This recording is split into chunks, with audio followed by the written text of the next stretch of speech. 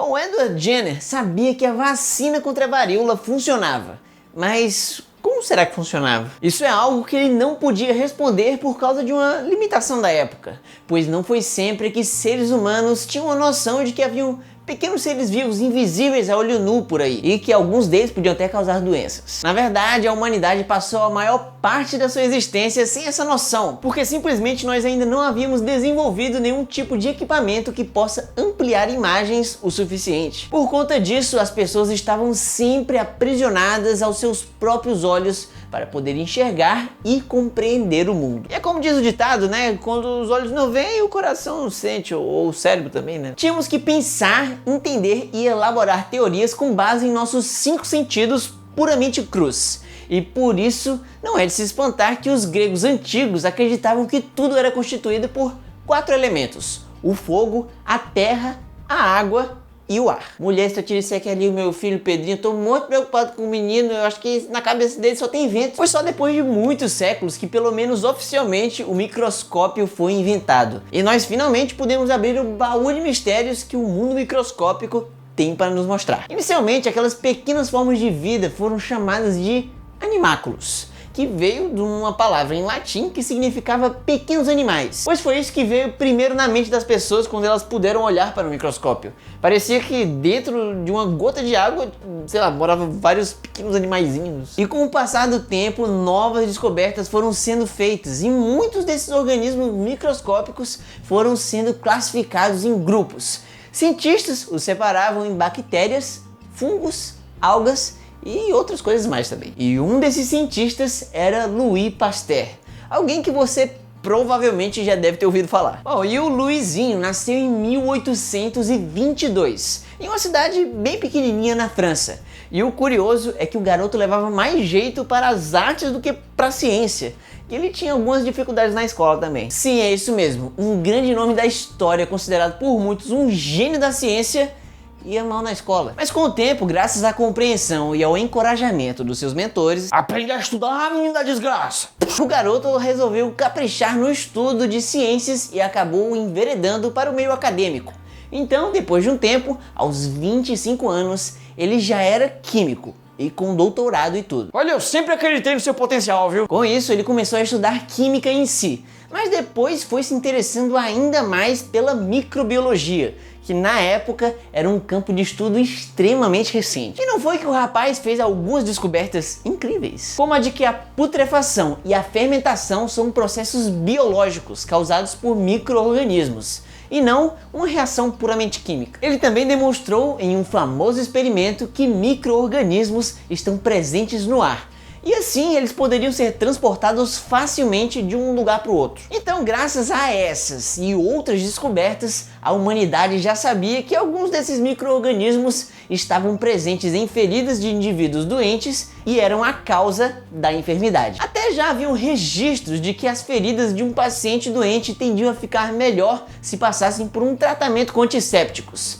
que atacam os micróbios. Ou seja, aparentemente, se com menos micróbios a ferida melhorava, então não seria nada maluco de se pensar que provavelmente eles eram a causa da doença. O problema foi que essa ideia não ganhou o devido reconhecimento e acabou caindo no esquecimento. E por isso o senso comum na época era de que, assim, ok, os micróbios estão lá na ferida, mas eles não são a causa desse estado mórbido. Na verdade, eles são somente uma consequência dele. Esse tipo de pensamento tirava muito a culpa dos micróbios, pois nessa linha de raciocínio, eles apenas estariam lá aproveitando a situação, em que eles em si não teriam muita coisa a ver com o que está acontecendo, eram apenas oportunistas. Ou seja, ainda se acreditava que o que realmente causava uma doença e suas feridas eram uma mera decorrência de reações puramente químicas e não biológicas que acabavam acontecendo dentro do seu organismo. E aí, diante desse cenário, Pasteur falou o seguinte: atualmente só existe uma maneira de provar que micro-organismos microscópicos são a causa da doença em si e da sua transmissão. E essa maneira é através do cultivo de micróbios. Então, a partir daí, ele se dedicou a cultivar micro-organismos no seu laboratório e notou que quando ele pegava um animal doente, retirava um micróbio e isolava-o em um cultivo de laboratório e depois inseria o micro-organismo em outro animal saudável, esse bichinho ficava também doente, só pelo fato de ter um micróbio nele. Com isso, ele comprovou que a doença é de fato causada por um ser microscópico. Mas o francês não queria parar por aí não. E com base nisso, ele propôs que não só essa doença era causada por um micro-organismo, mas diversas outras também teriam a mesma causa. E teoria microbiana das doenças é como ficou conhecida essa ideia. Médico não lavava a mão, não tinha esse conceito de entre um paciente e outro, você lavar a mão, quartos separados, aquela limpeza de hospital, o hospital ser branco para poder visualizar a sujeira. Tinha uns casos de febre puerperal, né? O que era febre puerperal? Quando as pacientes davam, as mulheres, né, no caso, davam à luz, elas sofriam de uma febre, de um processo infeccioso grave. Porque o que os médicos faziam? Os médicos, eles manipulavam cadáveres, faziam necrópsia dos cadáveres e depois iam mexer nas mulheres que tinham acabado de ter tido filho. Então, óbvio que o cadáver está colonizado por um monte de bactérias. Quando ele ia mexer na mulher, acabava contaminando o trato genital da mulher e a mulher desenvolvia febre puerperal. Então, o que se observava na época? Que as mulheres que estavam nos hospitais morriam mais do que aquelas mulheres que estavam em casa, por febre puerperal. E esse Semmelweis começou a recomendar que se lavassem as mãos. E ele foi meio que ridicularizado na época. Os médicos na época ficaram meio com raiva dele, porque questionando a autoridade dos médicos. Mas aí ele falou, não, tem que lavar a mão antes de mexer nas pacientes. Com muito custo ele conseguiu fazer isso ser implementado, né? E se viu a mortalidade por febre puerperal diminuir muito. Logo depois, uma boa oportunidade para confirmar a teoria microbiana das doenças foi quando Pasteur foi chamado para resolver um grande problema. Simplesmente naquela época estava rolando uma enorme epidemia entre os galinheiros do país. E por causa de fortíssimas diarreias, as aves estavam morrendo em cerca de 48 horas. E essa era a chamada cólera aviária, que é causada por uma bactéria. Pasteur então rapidamente começou a fazer cultivos dessas bactérias. E vários deles foram feitos durante meses, até que o francês percebeu uma coisa interessante. Quando ele pegava uma galinha e injetava bactérias que passaram pouco tempo no laboratório sendo cultivadas, a ave morria de cólera. Vamos lá, minha galinhazinha, vamos tomar essa injeçãozinha aqui. Eu fiz ontem pra você, tá, morreu. Mas quando a inoculação era feita com aqueles cultivos antigos que já estavam rolando já há uns 2 ou 3 meses no seu laboratório, a galinha não só ficava sem desenvolver a doença, mas também se tornava imune. Vamos lá, outra galinhazinha, vamos tomar essa outra injeção aqui, ó, que é mais antiga, mas acho que tá funcionando, viu? E opa, galinha bonita, isso aqui dá uma canja boa. Apesar de nesse momento já ter resolvido o problema dos donos de galinheiros, o microbiologista queria saber o que exatamente estava acontecendo. E depois de observações cuidadosas, ele concluiu que o fato dessas bactérias estarem em um cultivo, elas estavam sendo expostas a algo que não estava presente dentro das entranhas de uma ave. E eu estou falando do oxigênio. Até hoje muita gente pensa que o oxigênio é uma coisa 100% boa e maravilhosa, afinal nós precisamos dele para respirar. E sem ele, nós poderíamos morrer em uma questão de poucos minutos. Bom, e realmente ele é essencial para muitas formas de vida, como nós seres humanos. Porém, ele pode também ser um veneno para muitos outros seres. E até mesmo para nós, se em grandes quantidades. Não, agora olha que louco. Imagina só, você é uma bactéria que tá lá de boas vivendo dentro de uma galinha, causando uma doençazinha ali ou outra, mas em um ambiente quentinho que você já está acostumado e com várias outras condições ideais para você. Ou seja, tudo perfeito, tudo que você sempre quis. Pô, tá vendo aí, Michel? Esse lugar eu te disse era ótimo, aquele anúncio do Airbnb não mente. E aí, de repente, você é retirado daquele lugar ideal e é jogado para uma placa gelada de cultivo e passa a viver com vários outros fatores diferentes, incluindo uma quantidade de oxigênio muito maior do que você está acostumado. Caraca, tá chegando o oxigênio, corre aí, Michel! Bom, e por causa dessas condições não ideais, as bactérias lá vão ter uma vida e um desenvolvimento não ideais também. Ou seja, nunca vão atingir o seu potencial máximo. Elas vão ser atenuadas, como um microbiologista gostaria de chamá-las. Por isso que se elas fossem injetadas em uma galinha saudável, a galinha não desenvolveria a doença, pois essas bactérias estariam fraquinhas demais para fazer mal e o hospedeiro se tornaria imune. E curiosamente isso me lembra, sabe o quê? O processo de vacinação criado por Edward Jenner. em que ele usava micróbios da varíola bovina que dentro do corpo humano eram fraquinhos demais para fazer mal, e o hospedeiro se tornava imune também. Por conta dessa similaridade, em homenagem a Edward Jenner, Louis Pasteur deu o nome do seu procedimento de vacinação. Pô, Pasteur, é nóis! Porém, como você já pode ter percebido, apesar do resultado ser o mesmo, que é a imunização, ainda há uma grande diferença entre os meios que cada um desses dois cientistas utilizaram para gerar a imunidade. No caso de Edward Jenner, ele simplesmente utilizou algo que a natureza já oferecia, que é micróbios da varíola bovina, que não causavam a doença na gente e ainda por cima geravam a imunização. Ou seja, para poder curar outras doenças usando esse mesmo método, seria necessário torcer para que existam outras doenças animais que tenham o mesmo efeito no corpo humano. Já Pasteur fez uma coisa diferente. E por isso foi uma grande revolução, pois o seu método era capaz de produzir seus próprios micróbios atenuados. Dessa maneira, nós não precisávamos ter a sorte de encontrar um micróbio ideal por aí, pois nós passamos a ser capazes de criar por nós mesmos os nossos próprios micróbios. E essa foi oficialmente a primeira vez que seres humanos tinham uma ferramenta de uso sistemático, que poderia ser aplicada no combate a diversas doenças. O Jenner pega de uma espécie e usa para imunizar contra outra. Já o Pasteur pega a mesma espécie, atenua de alguma forma e usa para vacinação. E essas atenuações que ele causou são vacinas que são usadas até hoje. O Dom Louis Pasteur basicamente criou o conceito de manufatura de vacinas atenuadas. Hoje parece óbvio e simples, mas ele é um gênio.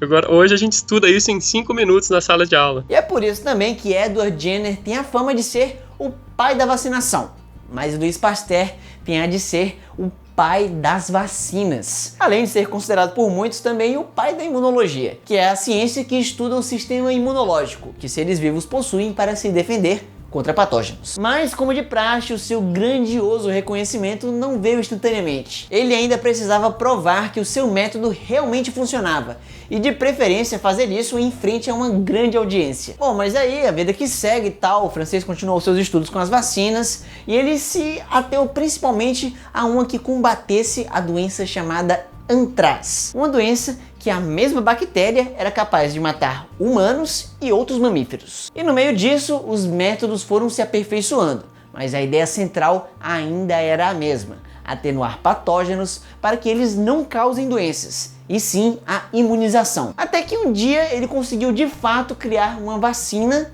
contra o antraz. E talvez por uma grande coincidência do destino, o seu país estava passando agora por uma séria epidemia entre vacas, em que elas morriam rapidamente por causa do antraz. E isso estava afetando seriamente a economia e a agropecuária. E quando estourou essa epidemia, ele já tinha aparentemente a solução em suas mãos. Ou seja, o real desafio na verdade não era em si fazer a vacina, mas era convencer os donos de gado que ela não fazia mal, mas na verdade ia ajudar. E aí, um belo dia em que ele estava a pé da vida porque não sabia como provar isso para o grande público, ele acabou recebendo uma visita inesperada. Ô, seu Pasteur, boa tarde. Pô, e não é que era um veterinário, colega seu, que disse que estava disposto a dar uma chance para a sua invenção. E é claro, Pasteur topou na hora. Juntos, basicamente, eles organizaram um grande evento de vacinação, em que na plateia haviam mais de 200 pessoas, incluindo oficiais do governo, políticos locais, veterinários, fazendeiros, agricultores, oficiais da cavalaria e repórteres de jornais.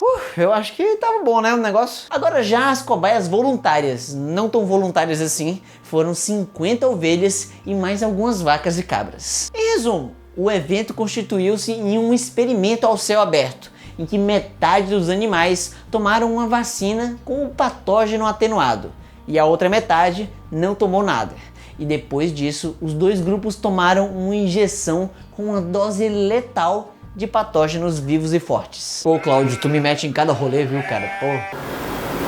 E para espanto dos espectadores, praticamente todos os bichos que não tomaram a vacina morreram de antraz ou ficaram muito doentes, o que dá uma pena dos bichinhos, né? Por outro lado, os animaizinhos que tomaram a bendita vacina acabaram sobrevivendo sem nem sequer apresentarem sintomas. Com isso, o evento foi um sucesso absoluto, pois provou que, sem sombra de dúvidas, a imunização realmente aconteceu. Não foi à toa que no ano seguinte, cerca de 85 mil cabeças de gado foram vacinadas. E no ano depois desse, 3,4 milhões foram imunizadas. Isso era excelente, mas depois chegou um momento em que Pasteur já estava velho, com mais de 60 anos de idade e tinha até um braço esquerdo paralisado por conta de uma hemorragia cerebral. Ou seja, já havia se passado muitos anos de dedicação à pesquisa de vacinas, mas ainda assim ele ainda não tinha inventado um meio de gerar imunidade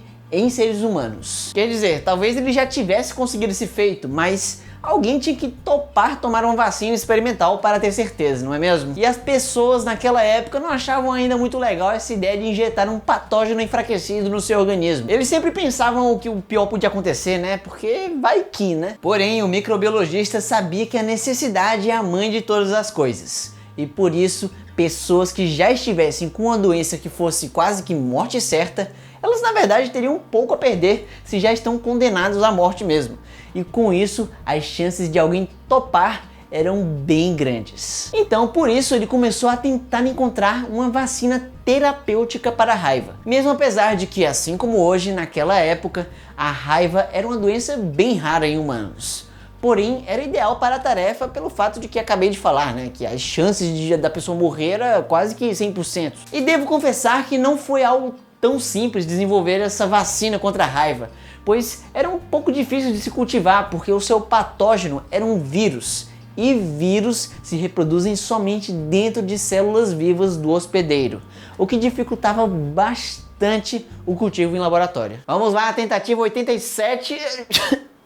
Ai, Mas depois de muito esforço, essas dificuldades foram sendo superadas e Pasteur tinha em suas mãos uma vacina contra a raiva finalmente. E bastava agora esperar o seu primeiro paciente humano.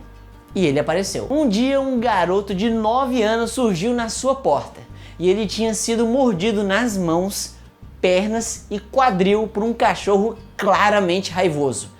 Era um caso sério pra caramba, e o garoto parecia não ter salvação. Sendo que à primeira vista do caso, Pasteur ainda ficou relutante em dar a vacina pro menino, pois ele não tinha 100% de certeza que iria realmente funcionar. Afinal, a vacina podia não só não evitar a morte, mas ainda por cima fazê-lo sofrer ainda mais na frente dos olhos de sua mãe. Meu Deus do céu, gente, eu tenho que pensar aqui, calma aí. Porém, o lado racional acabou falando mais alto, pois Pasteur sabia que as chances de sobrevivência com a vacina eram maiores. Dessa maneira, o garoto se tornou o primeiro humano vacinado pelo microbiologista e, felizmente, também se tornou o primeiro infectado pela raiva curado por um tratamento médico. Pasteur não só havia salvado a vida de um garoto, mas também havia criado a primeira vacina terapêutica, ou seja, uma inoculação que é recebida não antes, mas após a infecção, que serve como tratamento. 3 meses depois, então, veio outro garoto de 15 anos, com um caso similar,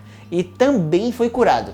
E depois veio outra pessoa, e depois mais uma, e depois mais outra. Um garotinho chamado Joseph Meister foi atacado por um cão raivoso. Mas se você contrair a raiva, realmente não há muito o que se fazer. Então, os pais desse garoto levaram ele, eles sabiam dessas pesquisas do Pasteur e levou ele lá. E o Pasteur estava meio relutante, porque essa vacina ainda estava muito experimental, mas aplicou a vacina no garotinho, já que, nesse caso, enfim, vamos arriscar, porque não tem muito o que fazer. Então, aplicou essa vacina nesse garoto, esse garoto sobreviveu. Tanto esse garoto foi imunizado, depois trabalhou no Instituto Pasteur, ele foi porteiro no Instituto Pasteur, ele morreu durante a Segunda Guerra Mundial, a morte dele também é alvo de um mês durante muito tempo. E aí, durante os 12 meses seguintes da primeira vacina, foram contabilizadas mais de 2.500 pessoas vacinadas no laboratório de Pasteur.